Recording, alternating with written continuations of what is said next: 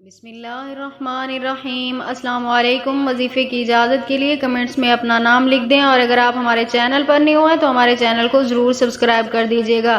اگر آپ کسی بھی انسان کو اپنی محبت میں گرفتار کرنا چاہتے ہیں، چاہے وہ لڑکا ہے چاہے وہ لڑکی ہے، آپ کا شوہر ہے، بیوی ہے، محبوب ہے، یا جو بھی ہے، جسے بھی اپنی محبت میں تڑپانا چاہتے ہیں، تو آپ یہ ایک عمل کر لیں۔ عمل آپ نے کچھ اس طرح کرنا ہے کہ آپ نے وضو کرنا ہے، اس کے بعد آپ نے یہ عمل کرنا ہے۔